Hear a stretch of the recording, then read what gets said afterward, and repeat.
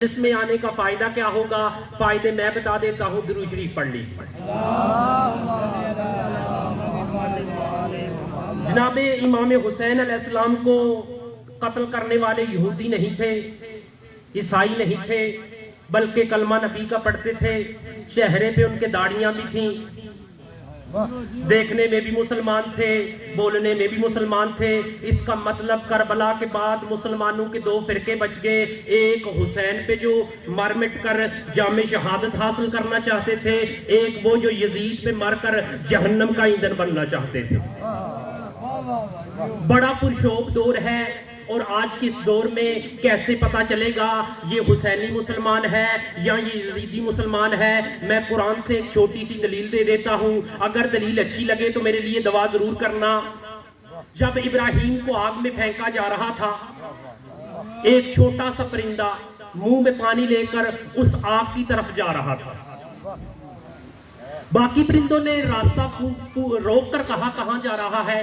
اس نے کہا وہ جو سامنے آگ لگی ہے نا، اسے بجھانے جا رہا ہوں۔ انہوں نے کہا پتا ہمیں بھی ہے آگ لگی ہے، لیکن اس پانی کے قطرے سے یہ آگ بجھے گی نہیں۔ اس نے کہا پتا مجھے بھی ہے اس پانی کے قطرے سے یہ آگ بجھے گی نہیں، لیکن یہ پانی کا قطر آگ پہ پھینک کر اللہ کو گواہ بنا لوں گا۔ میرے مالک گواہ رہنا، میرا تعلق ابراہیم سے ہے، نمرود سے نہیں۔ میرا تعلق ابراہیم سے ہے، نمرود سے نہیں۔ ہم بھی تجھے مجلس شبیر میں آنے کے لیے بار بار کہتے ہیں، ذکر حسین میں آ، مجلس حسین میں آ، تاکہ تیرے کاندھے پہ بیٹھا فرشتہ لکھ لے یہ حسینی مسلمان ہے، یہ یزیدی مسلمان ہے۔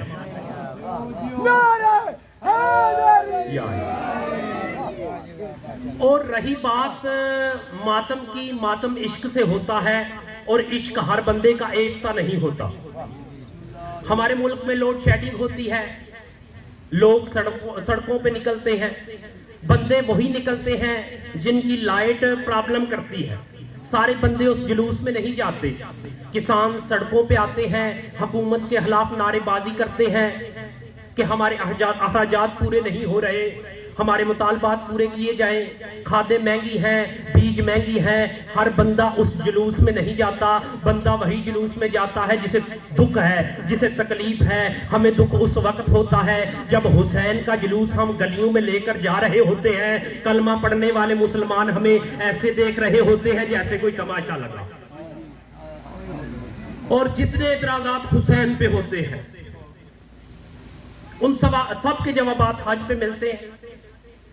سب سے پہلا اعتراض کیا ہوتا ہے؟ محرم کا چاند نکلتا ہے، ہمارے نوجوان کالے کپڑے پہنتے ہیں، امام بارگاہوں کے دروازے کھل جاتے ہیں، امام بارگاہوں کے دروازے کھل جاتے ہیں، ہمارے بچے زنجیر زنی کرتے ہیں، ہمارے بچے ماتم کرتے ہیں، تو اس وقت ایک آواز اٹھتی ہے، دیکھیے جی کالے کپڑے پہننے سے حسین کو کیا ملتا ہے، ماتم کرنے سے حسین کو کیا ملتا ہے، جوتے اتارنے سے کیا حسین کو ملتا ہے۔ اس وقت ایک آواز بلند ہوتی ہے، اگر امام حسین کے لیے کچھ کرنا چاہتے ہو، گھروں میں بیٹھو، قرآن پڑھو، اور قرآن پڑھ کے کربلا والوں کو بخشو۔ یہی جملے ہوتے ہیں نا ہمارے اہل سنت بھائیوں کی زبان پہ، وہ ہمارے سر کا تاج ہے۔ ہم ان کا دل کی اتھا گہرائیوں سے شکر گزار ہیں کہ وہ ہماری مجالس میں بھی آتے ہیں۔ تو ان کا یہ بیان ہوتا ہے کہ کالے کپڑے پہننے سے امام حسین کو کچھ نہیں ملتا، ماتم کرنے سے حسین کو کچھ نہیں ملتا، جوتے اتارنے سے حسین کو کچھ نہیں ملتا۔ اگر حسین کے لیے کچھ کرنا ہے، گھر پہ بیٹھو، وضو کرو، قرآن پڑھو، اور کربلا والوں کو بخشو۔ اس کا جواب دوں، کربلا والوں کو اسے بخشا جاتا، کربلا والوں کو بخشا اسے جاتا ہے جو مرنے کے بعد خود نہ پڑے، اور جو نیزے کی نوک پہ پڑتا ہو ہمارے کرانوں کا محتاج نہیں۔ یہ تھی ایک دلیل۔ اگلی دلیل حج سے دینے لگا ہوں۔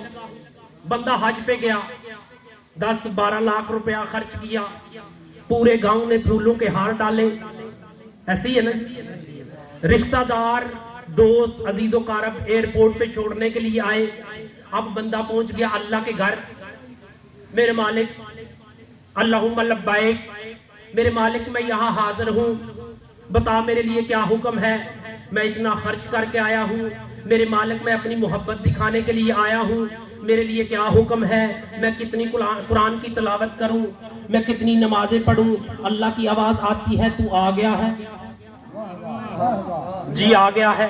یہ پہاڑی ہے جس کا نام ہے صفا, یہ پہاڑی ہے اس کا نام ہے مروہ.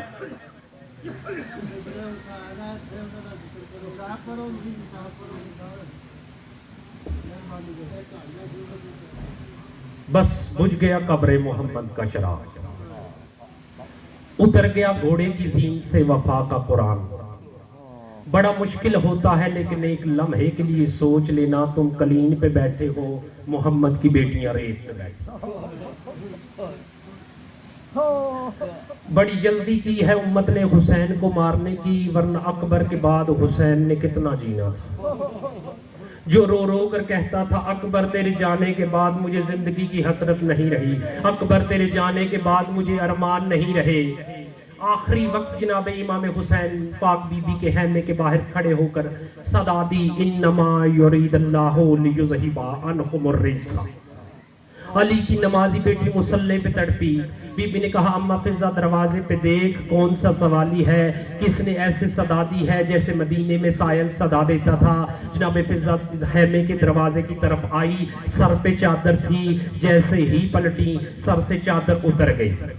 بی بی زینب نے کہا اماں فضہ میں نے کہا تھا دروازے پر دیکھ, جیسے ہی آپ دروازے کی طرف گئی ہیں سر پہ چادر تھی, جیسے ہی پلٹی ہیں سر سے چادر اتر گئی ہے. بی بی نے خیمے سے ریت اٹھائی, سر میں ڈالی. بی بی فضہ رو کر کہتی ہے زینب دروازے پہ سوالی نہیں, سوالی کا نام حسین ہے, سوال موت کی اجازت ہے. اور رو رو کر کہتا ہے اماں فضہ میری بہن سے کہہ مجھے مرنے کی اجازت دے دے. اماں فضہ میں نے اکبر کو اجازت دی, میرے غازی نے مجھ سے اجازت مانگی. اماں فضہ میں چاہتا ہوں میری بہن سے کہہ آج مجھے بہن نہیں ماں بن کر مجھے مرنے کی اجازت دے. علی کی بیٹی مصلی پہ تڑپی. بی بی کی آواز آئی حسین خیمے میں آ جاؤ.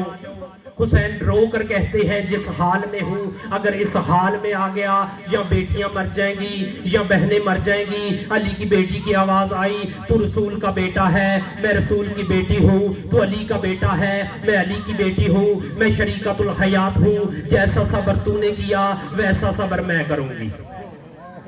جناب امام حسین نے کہا میں تنہائی میں تجھے ملنا چاہتا ہوں, نہ مجھے رقیہ دیکھے, نہ مجھے سکینہ دیکھے, نہ مجھے کبرا دیکھے. جناب پاک بی بی کی آواز آئی ہر مستور میرا خیمہ چھوڑو, میرا شہزادہ آخری وداع کے لیے آ رہا ہے. امام حسین خیمے میں داخل ہوئے. بی بی 7 دفعہ گری, 7 دفعہ اٹھی. حسین کی آواز آئی بہن تو نے کہا تھا میں برداشت کروں گی. علی کی بیٹی کی آواز آئی او حسین تیرے ماتھے پہ تیر کس نے مارا, او حسین تیرے ماتھے پہ تیر. علی کی بیٹی کی آواز آئی او حسین تیرے ابرو کس نے کاٹے, حسین کا جسم زخمی. اللہ لعنت اللہ علی القوم.